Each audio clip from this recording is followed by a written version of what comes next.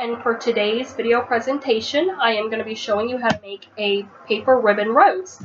I'm getting married in a few weeks. I've literally made thousands of these, so it's something I can do. It's pretty quick and easy. First thing you're going to want to do is cut some circles. They can be any size you want. You can do big ones or you can do little ones. Each one is going to make a different size rose depending on what you're looking for. After you have your circles, the next step you're going to do is turn your circle into a spiral. The width of your spiral can vary. I keep my bigger ones at about 1/2 of an inch, sometimes 3/4. And no matter what width you do, you want to make sure to leave your little circle in the center because this is going to be the base for your rose. On my smaller ones, I tend to cut them a little bit thinner because I want to make them a little more fuller. But again, I'm leaving a circle in the middle for a base. But you can also do your ribbon roses a bit thicker.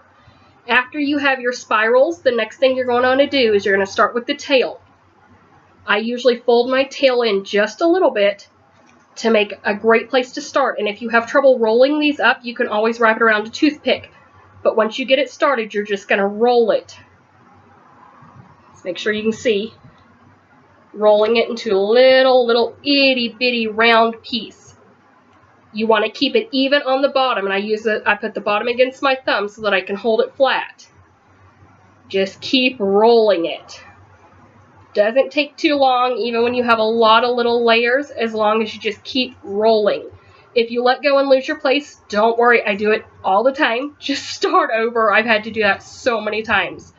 When you get to the end where you have your little bottom piece, you're going to pile it on top of that, push down so that it'll stay a little bit, and then let it go so that it can bloom outwards. Once it's bloomed outwards, you have your rose.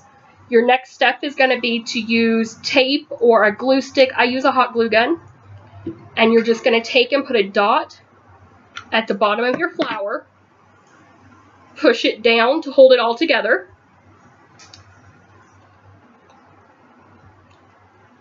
And then you're all set.